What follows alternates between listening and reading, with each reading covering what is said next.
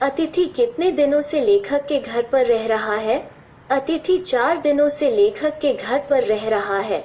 अतिथि 4 दिनों से लेखक के घर पर रह रहा है। अतिथि 4 दिनों से लेखक के घर पर रह रहा है। कैलेंडर की तारीखें किस तरह फड़फड़ा रही है? कैलेंडर की तारीख के अपनी सीमा में नम्रता से फड़फड़ा रही है। कैलेंडर की तारीख के अपनी सीमा में नम्रता से फड़फड़ा रही है। कैलेंडर की तारीख के अपनी सीमा में नम्रता से फड़फड़ा रही है। पति पत्नी ने मेहमान का स्वागत कैसे किया? पति पत्नी ने मेहमान का स्वागत प्रसन्नतापूर्वक किया। पति पत्नी ने मेहमान का स्वागत प्रसन्नतापूर्वक किया।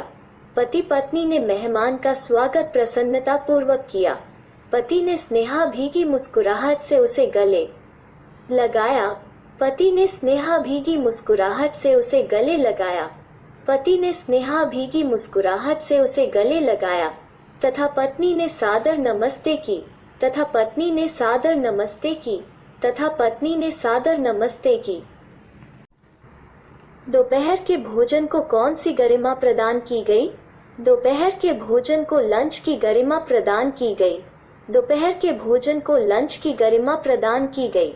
दोपहर के भोजन को लंच की गरिमा प्रदान की गई। तीसरे दिन सुबह अतिथि ने क्या कहा? अतिथि ने तीसरे दिन कहा कि वो अपने कपड़े धोबी को देना चाहता है। अतिथि ने तीसरे दिन कहा कि वो अपने कपड़े धोबी को देना चाहता है। अतिथि ने तीसरे दिन कहा कि वो अपने कपड़े धोबी को देना चाहता है। सत्कार की ऊष्मा समाप्त होने पर क्या हुआ? अतिथि के सत्कार की ऊष्मा समाप्त होने पर। अतिथि के सत्कार की ऊष्मा समाप्त होने पर। अतिथि के सत्कार की ऊष्मा समाप्त होने पर लेखक ने अतिथि को डिनर के स्थान पर खिचड़ी खिलाई। लेखक ने अतिथि को डिनर के स्थान पर खिचड़ी खिलाई। लेखक ने अतिथि को डिनर के स्थान पर खिचड़ी खिलाई। अर्थात खाने में सादगी आ गई। अर्थात खाने में सादगी आ गई। अर्थात खाने में सादगी आ गई। लेखक अतिथि को कैसे विदाई देना चाहता था? लेखक अतिथि को भावपूर्ण विदाई देना चाहता था। लेखक अतिथि को भावपूर्ण विदाई देना चाहता था। लेखक अतिथि को भावपूर्ण विदाई देना चाहता था। वो अतिथि का भरपूर स्वागत कर चुका था।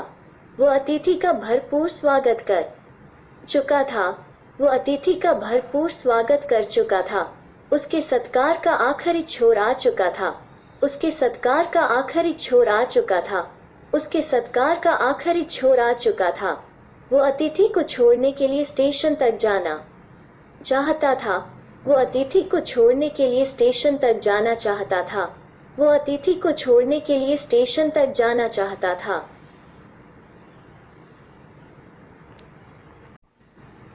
पाठ में आए निम्नलिखित कथनों की व्याख्या कीजिए। अंदर ही अंदर कहीं मेरा बटुआ कांप गया जब लेखक ने अपने घर आए अनचाहे अतिथि को देखा तो।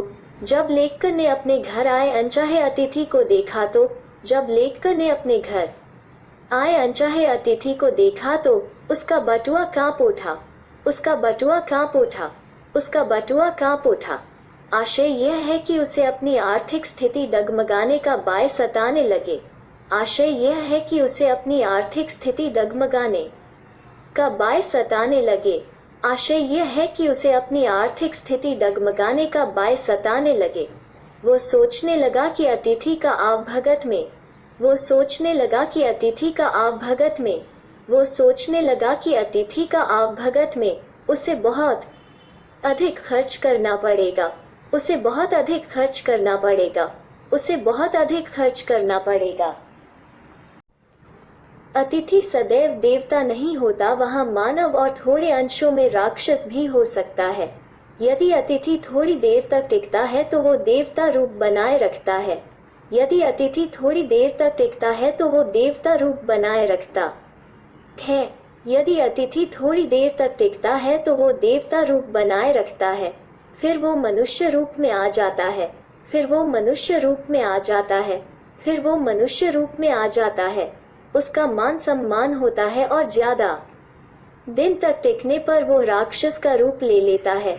उसका मान सम्मान होता है और ज्यादा दिन तक टिकने पर वो राक्षस का रूप ले लेता है। उसका मान सम्मान होता है और ज्यादा दिन तक टिकने पर वो राक्षस का रूप ले लेता है। तब वो राक्षस जैसा बुरा प्रतीत होता है। तब वो राक्षस जैसा बुरा प्रतीत होता है। तब वो राक्षस जैसा बुरा प्रतीत होता है। लोग दूसरों के होम की स्वीटनेस को काटने न दौड़े। घर कब तक स्वीट होम यानी सुमधुर और आरामदायक जाना पड़ता है। घर कब तक स्वीट होम यानी सुमधुर और आरामदायक जाना पड़ता है। घर कब तक स्वीट होम यानी सुमधुर और आरामदायक जाना पड़ता है। जब तक कि उसमें घर के सदस्य ही रहे। जब तक कि उसमें घर के सदस्य ही रहे। जब तक कि उसमें घर के सदस्य ही रहे। कोई अनचाहा अतिथि उन पर बोझ बनकर न आ टिके। कोई अनचाहा अतिथि उन पर बोझ बनकर न आ टिके। कोई अनचाहा अतिथि उन पर बोझ बनकर न आ टिके। अतिथि के कारण घर की सरसता समाप्त हो जाती है। अतिथि के कारण घर की सरसता समाप्त हो जाती है। अतिथि के कारण घर की सरसता समाप्त हो जाती है। मेरी सहनशीलता की वो अंततम सुबह होगी। अतिथि यदि 1-2 दिन के लिए ठहरे तो उसका आदर सत्कार होता है। अतिथि यदि 1-2 दिन के लिए ठहरे तो उसका आदर सत्कार होता है। अतिथि यदि 1-2 दिन के लिए ठहरे तो उसका आदर सत्कार होता है। परंतु जब अधिक दिन ठहरे तो सहनशीलता की सीमा टूट जाती है। परंतु जब अधिक दिन ठहरे तो सहनशीलता की सीमा टूट जाती है। परंतु जब अधिक दिन ठहरे तो सहनशीलता की सीमा टूट जाती है। उस अतिथि को झेलने की क्षमता उसमें समाप्त हो जाती है। उस अतिथि को झेलने की क्षमता उसमें समाप्त हो जाती है। उस अतिथि को झेलने की क्षमता उसमें समाप्त हो जाती है। उसे गेट आउट कहने का मन करता है। उसे गेट आउट कहने का मन करता है। उसे गेट आउट कहने का मन करता है। एक देवता और एक मनुष्य अधिक देर साथ नहीं रहते। देवता थोड़े समय तक दर्शन देते हैं और फिर लौट जाते हैं। देवता थोड़े समय तक दर्शन देते हैं और फिर लौट जाते हैं। देवता थोड़े समय तक दर्शन देते हैं और फिर लौट जाते हैं। इसी प्रकार अतिथि भी थोड़े समय के लिए हो तो अच्छा लगता है। इसी प्रकार अतिथि भी थोड़े समय के लिए हो तो अच्छा लगता है। इसी प्रकार अतिथि भी थोड़े समय के लिए हो तो अच्छा लगता है। मेजबान स्वयं को मनुष्य और अतिथि को देवता मानते हुए कहता है। मेजबान स्वयं को मनुष्य और अतिथि को देवता मानते हुए कहता है। मेजबान स्वयं को मनुष्य और अतिथि को देवता मानते हुए कहता है कि देवता और मनुष्य दोनों अधिक देर तक साथ नहीं रह सकते। कि देवता और मनुष्य दोनों अधिक देर तक साथ नहीं रह सकते। कि देवता और मनुष्य दोनों अधिक देर तक साथ नहीं रह सकते। इसलिए तुम्हारा चले जाना ही ठीक है। इसलिए तुम्हारा चले जाना ही ठीक है। इसलिए तुम्हारा चले जाना ही ठीक है। कौन सा आघात अप्रत्याशित था और उसका लेखक पर क्या प्रभाव पड़ा। लेखक के मेहमान ने तीसरे दिन जाने की वजह। लेखक के मेहमान ने तीसरे दिन जाने की वजह। लेखक के मेहमान ने तीसरे दिन जाने की वजह धोबी से कपड़े धुलवाने की इच्छा प्रकट की। धोबी से कपड़े धुलवाने की इच्छा प्रकट की। धोबी से कपड़े धुलवाने की इच्छा प्रकट की। यह बात लेखक के दिल पर आघात की तरह थी। यह बात लेखक के दिल पर आघात की तरह थी। यह बात लेखक के दिल पर आघात की तरह थी। इससे यह पता चलता था कि अतिथि का कोई इरादा अभी घर छोड़कर जाने का नहीं था। इससे यह पता चलता था कि अतिथि का कोई इरादा अभी घर छोड़कर जाने का नहीं था। इससे यह पता चलता था कि अतिथि का कोई इरादा अभी घर छोड़कर जाने का नहीं था।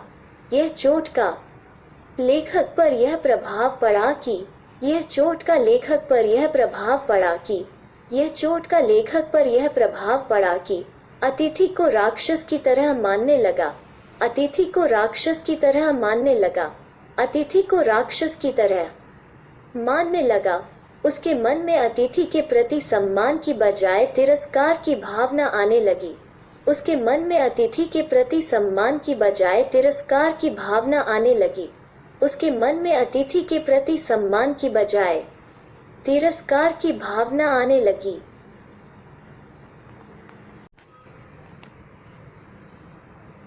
संबंधों का संक्रमण के दौर से गुजरना, इस पंक्ति से आप क्या समझते हैं? विस्तार से लिखिए। संबंधों का संक्रमण के दौर से गुजरना का आशय है संबंधों में परिवर्तन आना। संबंधों का संक्रमण के दौर से गुजरना का आशय है संबंधों में परिवर्तन आना। संबंधों का संक्रमण के दौर से गुजरना का आशय है संबंधों में परिवर्तन आना।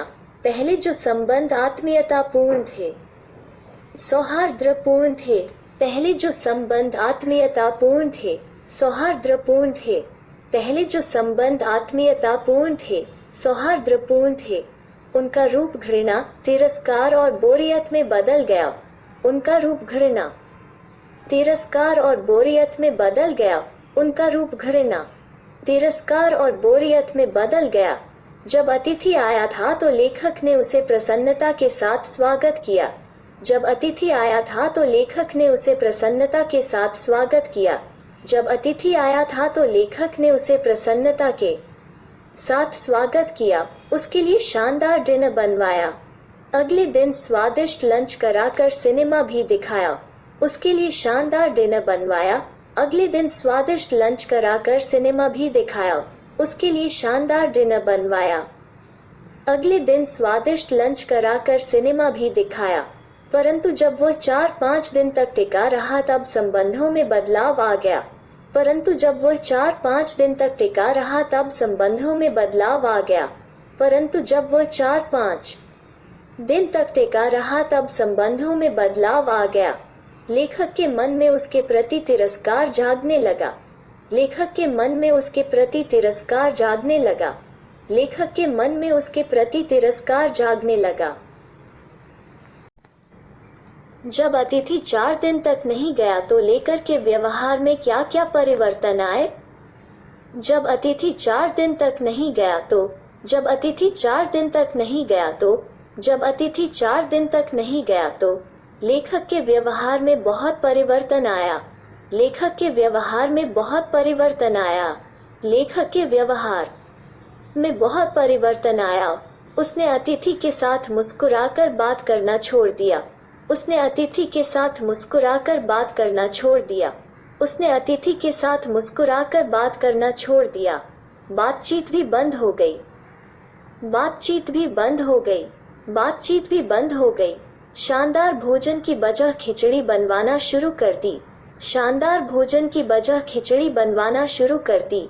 शानदार भोजन की बजाय खिचड़ी बनवाना शुरू कर दी। अतिथि को गेट आउट तक कहने को तैयार हो गया। अतिथि को गेट आउट तक कहने को तैयार हो गया। अतिथि को गेट आउट तक कहने को तैयार हो गया। अतिथि में उसे राक्षस का रूप दिखाई देने लगा था। अतिथि में उसे राक्षस का रूप दिखाई देने लगा था।